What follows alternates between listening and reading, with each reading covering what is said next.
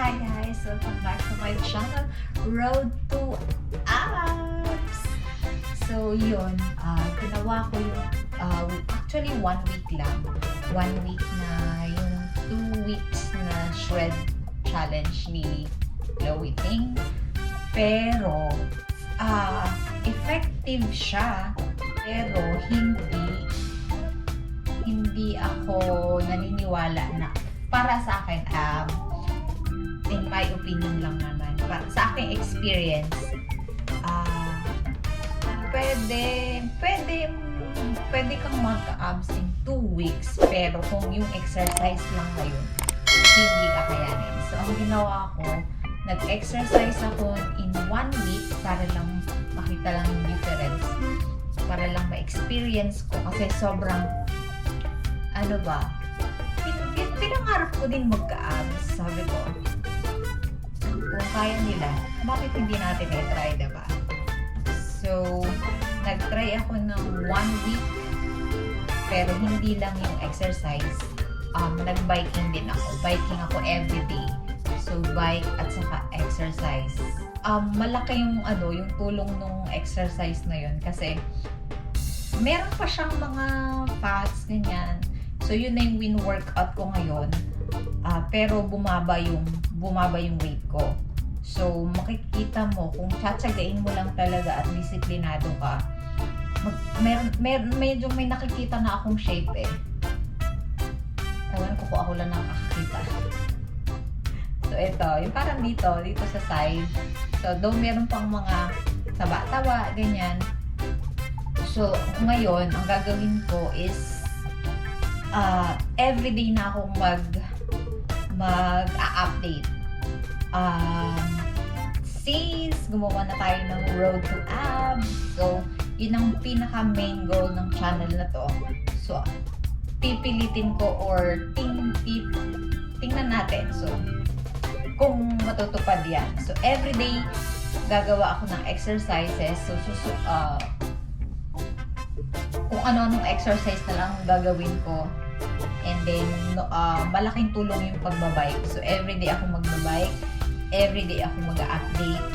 Para, tingnan natin kung mabubuo. Pero yon yung Chloe Ting na yon, yung Chloe exercise, 2 weeks. Ginawa ko ng 1 week. Siguro nag-lose din ako ng 5 pounds din. So, 5 pounds. So, from yung yan. So, ito na siya ngayon. So yun guys, sana supportahan nyo ako. Everyday mag-update na tayo sa Road to Abs. So from 111.8, eto na tayo ngayon.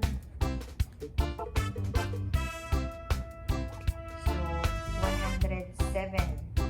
107 exactly. So ito na yung magiging start natin ngayon, 107, day 1 para sa ating Road to Abs.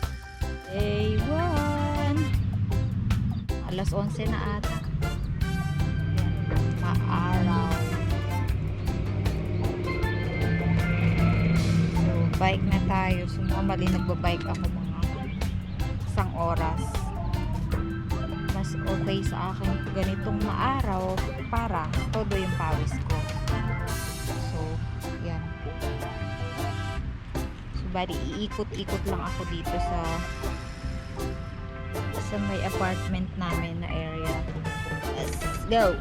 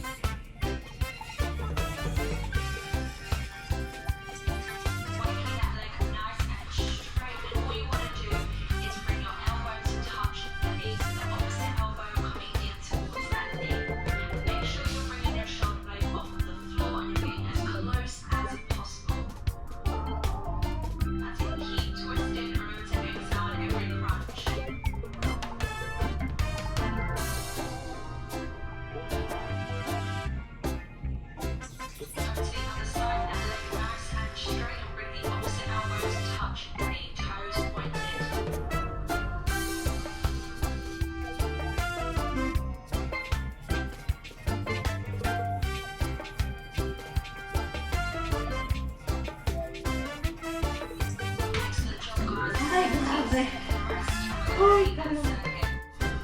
Ginagawa ako.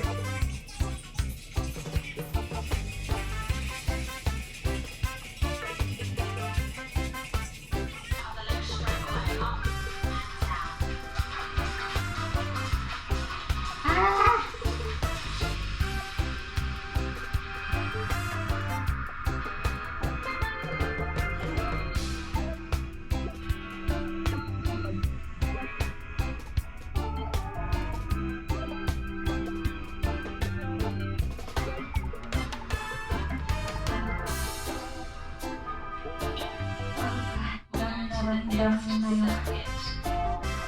sakit ng tiyan. First time kong gagawin itong kay Dolke. So,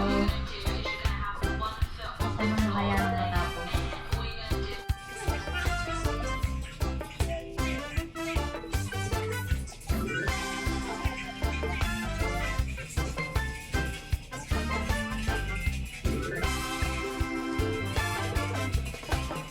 Grabe, ang sikip na ang sakit-sakit, alam mo yun.